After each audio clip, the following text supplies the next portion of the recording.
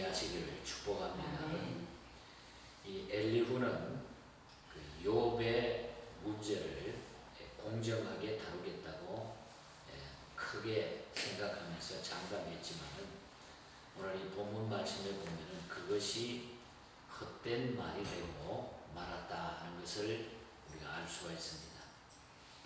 이것은 그가 하나님의 뜻을 온전히 알지 못했기 때문입니다. 그렇기 때문에 엘리후는 하나님의 공의를 어떻게 보면은 모독하는 자로 욥을 저주하며 고난 가운데 있는 욥을 몹시 괴롭히는 그런 일밖에 되지 않았다 하는 것을 보게 됩니다. 우리 그리스도인들은 하나님의 뜻을 바로 알아야 됩니다. 하나님의 뜻을 바로 알지 못하면은 우리는 크게 인생을 잘못 살게 된다는 거죠. 하나님의 뜻을 바로 알려고 하면은 그러면 우리가 어떻게 해야 할까? 그래서 오늘 본장에서는 중점을 그 말씀에 두면서 하나님의 뜻을 바로 알려면 우리가 어떻게 해야 되는가? 여기에 초점을 맞추어서 오늘 본장을 우리가 말씀을 함께 나눴으면 좋겠습니다. 먼저 1절부터 9절 사이를 보면은 자신의 이론을 펴지 말아야 된다.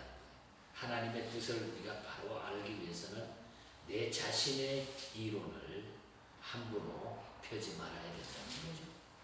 본문을 보면은 엘리후는 주관적인 면이 많았어요. 주관적인 면이. 1절에서 4절 사이의 말씀이 바로 그 말씀입니다.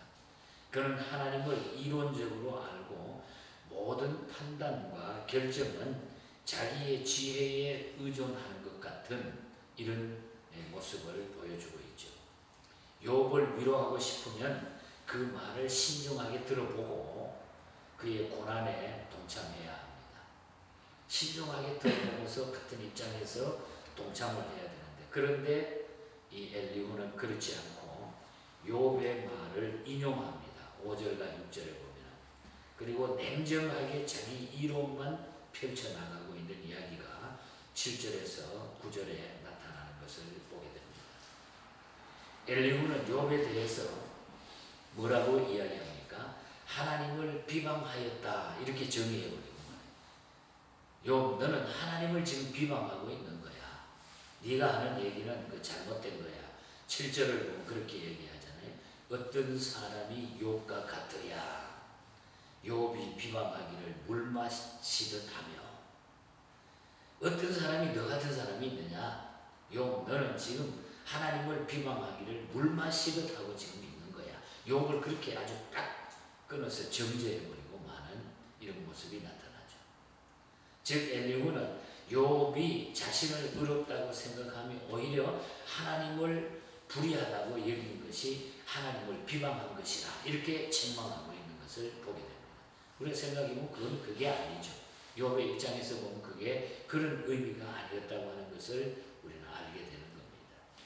엘리후는 욥이 마치 물을 마시듯이 스스럼 없이 하나님을 비방하고 악인들과 동행하면서 하나님을 섬기는 일이 무익하다 이렇게 말했다고 욥을 비난하고 있는 것을 보게 되는 것입니다. 우리가 고난당하는 형제나 고난당하는 이웃이나 어려움 당하는 사람들에게 우리가 이런 자세로 하나님에 대해서 내가 권면한다고 하면서 이렇게 마구잡이로 이야기해버리면은 그 사람은 죄인이고 나는 의인이 되는 거예요. 사실 그건 아주 크게 잘못된 거죠. 형제의 말을 신중히 듣고 고난에 참여하기보다 나의 주장과 이론만 펴고 이렇게 하고 있지 않는지 우리가 이 말씀을 통해서 하나님의 뜻이 어디에 있는가 하는 사실을 우리가 바로 알아야 된다는 것입니다. 그 다음에 우리가 10절부터 20절까지 내용을 보면은 하나님의 공의를 주권보다 강조하지 말아야 된다는 거예요. 우리 하나님의 뜻을 바로 알려고 하면은 하나님의 공의를 하나님의 주권보다 더 강조하지 말아야 된다는 거죠. 무슨 얘기입니까? 이어서 이 엘리후는 하나님에 대하여 말을 쭉 이야기하죠. 하나님께서는 11절과 12절에 보면 하나님께서는 악이나 불의를 결코 행치 아니하시고 공의를 행하시는 분으로 지금 이야기를 하고 있습니다. 그러니 엘리후는 하나님의 공의로우심을 어떻게 구체적으로 묘사하고 있습니까? 하나님께서는 모든 사람을 각자의 행위대로 보호하시는 분이시라. 뭐 맞는 거죠. 맞는 이야기는 맞는 얘기예요. 그리고 이 하나님께서는 천지를 창조하신 후에 창조물을 다스려 나가신다. 다만 13절에서 15절에.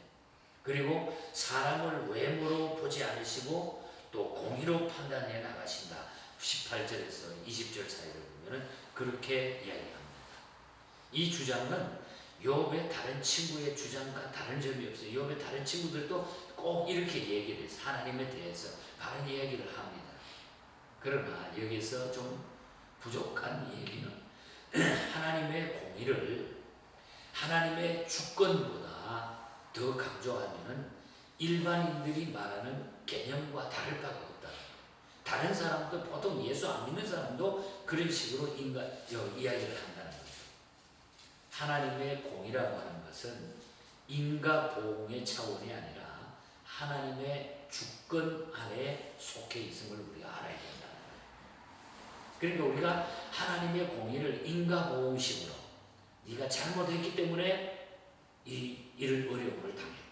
네가 얼마나 많은 죄를 졌기 때문에 이렇게 이 어려움을 네가 당했느냐. 이거는 세상 사람들도 얘기하는 거예요. 네가 잘못했기 때문에 네가 이런 것을 받는다. 인과보응. 그런데 하나님께서는 이 인과보응의 차원이 아니라 하나님의 주권 속에, 주권 안에서 모든 일을 행하고 있다고 하는 것을 우리가 알아야 된다는 거죠. 때문에 하나님께서는 행한 대로 보응하시는 분이라는 이 단면만 강조하는 것은 바람직하지 않다는 거예요. 왜냐하면 인간의 눈으로 인간의 행위를 바르게 판단하거나 파악할 수 없기 때문에 우리가 판단해가지고 우리가 그걸 어떻게 정확하게 판단하느냐 말이에요. 우리가 판단할 수 없기 때문에 거기에 하나님이 어떤 뜻이 숨겨져 있는지 우리가 판단할 수 없는 거죠. 그래서 하나님이 여기에 악인을 보호하신다 하는 이 말에 단면만 강조하면 안 된다는 것이죠.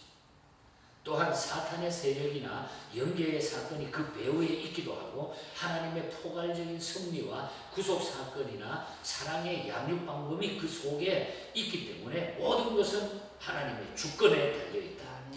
주권에 달려있다. 그래서 하나님의 공의를 주권보다 강조하면 안 돼요. 하나님은 사랑이 많기 때문에 하나님은 이렇기 때문에 그냥 이렇게 하는 거야. 그건 자기 얘기지 하나님의 숨겨진 하나님의 뜻이 아니다. 그래서 우리는 고난당하는 자를 볼 때에 단순한 논리로 규정 지으면 안 된다 하는 것을 우리가 이 말씀 속에서 알아야 된다는 겁니다. 하나님의 구속의 은혜가 그 안에 있음을 우리가 봐야 된다. 그게 중요한 거예요. 하나님께서는 어떠한 일을 통해서 그 뜻을 이루기 위해서는 하나님의 구속의 은혜, 구원을 하시고자 하는, 인간을 구원하시고자 하는 깊은 뜻이 그 모든 것에 담겨져 있다. 우리 그것 때문에 우리도 전부 못된 사람이었잖아요. 뭐 예수 안 믿었으면 우리 어떻게 됐어요? 그런데 나 같은 죄인도 그 하나님의 구원의 은혜로 내가 구원받았다. 그러므로 고난의 이유나 의미를 함부로 결론 짓는 것은 엄청난 가오이며 교만이다. 이 엘리후의 교만이 여기에 나타난다. 하나님의 공의를 주권보다 강조하면 안 된다. 하나님의 뜻이 이루어지기 위해서. 그 말씀을 기억하시고 끝으로 우리가 20절부터 쭉 읽지 못했습니다만 20절부터 37절까지 보면은 심판의 하나님만 강조해서도 안 된다. 심판의 하나님만 강조해서도 안 된다. 엘리후는 하나님을 인간을 감찰하시는 분으로 묘사하고 있습니다. 21절에서 30절에 쭉 보면 하나님께서는 모든 사람의 행동을 세심히 지켜보고 계시기 때문에 악을 행하는 자가 숨을 만한 흑암이나 그늘이 없다고 있을 수 없다고 그렇게 얘기하고 있습니다. 맞죠? 하나님 앞에 숨겨질 것이 없습니다. 다 드러나죠. 21절과 22절 그렇습니다. 다 숨겨진 것이 다 드러나요. 하나님 앞에. 하나님 앞에서 자기의 범죄를 은폐시키고 숨기려고 해도 헛된 노력에 지나지 않는다는 거죠. 하나님 앞에는 모든 것이 다 드러난다. 또한 하나님께서는 공의로우신 분이기 때문에 행악자들의 악을 조사하시거나 심사숙고하실 필요조차 없이 당당하게 심판하시는 분이다. 뭐 요즘처럼 뭐 사건이 일어나면은 막 검사가 가고 경찰이 가고 이렇게 조사할 필요가 없이 하나님 앞에는 저절로 우리 하나님은 그것을 다 알고 계신다. 때문에 악인들에 대한 하나님의 심판은 그들이 전혀 예상치 못할 때에 순식간에 다 이루어진다는 거죠. 하나님 앞에 조사하지 않아도. 그것이 열왕기 하에도 다니엘서에도 쭉 하나님께서 말씀하신 얘기입니다. 그러나 우리가 더 중요한 것은 이게 뭐냐면 그러나 하나님은 단지 심판만 하시는 무서운 분이 아니시라는 거예요. 하나님께서는 고난받는 자기 백성을 사랑하시고 보호하시고 자비로우시고 은혜로우신 분이라. 하나님 자기 백성을 위해서. 엘리후는 마지막으로 욥은 저주를 받아야 마땅하다. 그래서 너는 악인이야. 네가 이렇게 어려움을 당하는 거 보면 하나님 앞에 너무 잘못했기 때문에 네가 악인이야. 너는 끝까지 저주를 받아야 돼. 이런 무서운 이야기를 하고 있습니다. 31절에서 37절 사이에 엘리후는 자신의 판단에 지혜자들의 동의까지 첨가해가지고 34절에 욥이 더더욱 고난을 받아야 이렇게 선언해버리는 거예요. 그래서 36절을 보면은 나는 욥이 끝까지 시험 받기를 원하노니 이는 그 대답이 악인과 같음이니라. 너는 끝까지 시험 받고 끝까지 너는 악인이기 때문에 끝까지 잘못했으면 좋겠어. 너는 그렇게 될 거야. 뭐 이런 이야기입니다.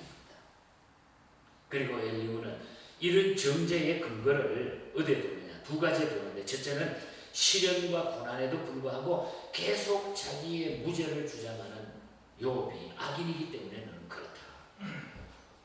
네가 무죄를 주장하는데 그건 아니다. 네가 계속 그렇게 하기 때문에 너는 패역한 자가 되고 그렇게 무죄를 주장하기 때문에 너는 시련과 고난에도 계속 너는 무죄를 주장하니까 너는 계속 시험을 받고 계속 끝까지 너는 정죄를 받아야 된다. 그 한 가지. 또 다른 한 가지는 하나님을 불의하다고 하는 패역한 죄악을 네가 지었기 때문이다. 너는 의롭고 하나님이 패역하다. 이렇게 얘기했다는 거예요. 그런데 욥은 사실 욥의 마음에서는 그렇게 얘기한 게 아니죠. 그런 친구들의 판단이 그렇게 됐다는 것이죠. 여기서 우리는 교훈을 얻습니다. 어떤 것이 옳고 그런지의 판단은 성경 말씀에 기준해야 된다. 그러니까 말씀이 중요하다. 교회 내에서 잘못을 범한 형제가 있을 때 혹은 우리 주변에 잘못을 행한 사람들이 있을 때에 여론을 몰아가지고 막 정죄하기보다는 사랑과 이해로 기초해가지고 잘 건면해야 된다. 하나님의 뜻이 어디에 있는지 우리는 모르기 때문에 상담자의 이런 태도는 낙제점이 되는 겁니다. 막 그냥 함부로 해버립니다. 그런데 엘리후는 고난받는 욥을 위로하기보다 저주까지 할 만큼 흥분해가지고 저주까지 하는 실수를 저질러버리고 말았습니다. 하나님의 심판만 강조하다가 보면은 우리 하나님의 사랑을 다 잊어버리게 된다는 거죠. 그래서 심판의 하나님만 강조해서는 안 된다. 하나님의 뜻을 이루는 일에 있어서 그 안에 하나님의 사랑이 담겨져 있기 때문에 그래서 이 하나님의 뜻을 우리가 바로 알아야 된다는 거죠. 하나님의 뜻을 바로 알기 위해서 결론적으로 우리는 말씀으로 돌아가야 된다. 하나님의 말씀에 우리가 바로 서지 못하면 하나님의 뜻을 우리가 부정하고 그 담겨져 있는 뜻을 우리가 헤아리지 못한다는 거죠. 그래서 우리는 말씀에 굳건히 있으면 하나님의 뜻을 영적으로 늘 분별해서 살아갈 수가 있습니다. 당뇨병으로 너무 고생을 하던 분, 당뇨가 너무 심하니까 큰 절망에 빠져있던 아드리아드 폴라드라고 하는 분이 어떤 기도회에 참여하게 됩니다. 너무 몸이 아픈 거예요. 그런데 그 기도회에 참여했는데 어떤 나이 많은 노파가 막 열심히 기도문을 적어가지고 아주 기도를 드린 거. 주님의 뜻만이 이루어지게 하소서. 주님의 뜻만이 이루어지게 하소서. 이 기도를 막 깊이 하는데 옆에서 그 기도 소리가 들리는데 이 폴라드의 마음속에 너무너무 위로가 되는 거예요. 그래서 그 기도 소리를 들으면서 이 폴라드는 하나님 앞에 자기 자신을 내려놓고 헌신하게 됩니다. 그 아픈 몸을 이끌고. 당시에 이 폴라드는 아프리카 선교사의 길을 가려고 준비하는 중이었어요. 자기가 어떻게 선교지에 가서 선교할 것인가. 그런데 당뇨는 심해지고 몸은 막 아파지는데 견딜 수가 없었어. 낙심되어 있었는데 그 기도 소리를 들으면서 폴라드가 힘을 얻어 거기에서 다시 일어서게 됩니다. 주님의 뜻을 이루어달라고. 그래서 이 폴라드는 그 기도하다가 거기에서 하나님 앞에 자기의 기도 내용을 찬송시로 쓰게 됩니다. 주님의 뜻을 이루소서. 고요한 중에 기다리니. 주님의 뜻을 이루소서. 주님 발 앞에 엎드리니. 주님의 뜻을 이루소서. 병들어 몸이 피곤할 때 주님의 뜻을 이루소서. 온전히 나를 주장하사. 3절에 보면 주님의 뜻을 이루소서. 병들어 몸이 피곤할 때 권능의 손을 내게 펴사 새롭게 하여 주옵소서.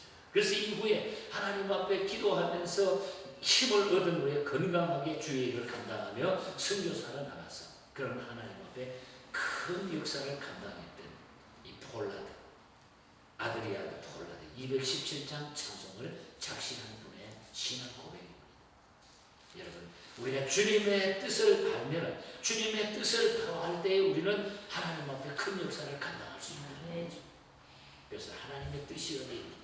이 뜻을 이루기 위해서는 그래서 우리는 말씀에 굳건히 있어야 돼. 말씀 붙들고 우리가 기도할 때 주님의 뜻은 언제나 이루어지게 될 줄 믿습니다. 이 뜻을 이루는 도구로 끝까지 하나님 앞에 사용될 수 있기를 축복합니다. 하나님 아버지 감사합니다. 하나님의 뜻이 어떤 곳에서든지 다 묻어 있는데 우리가 잘못 알고 우리가 넘어지고 쓰러지고 낙심할 때가 많습니다. 하나님의 뜻을 바로 알기 위하여 말씀에 굳건히 서게 하여 주시옵소서.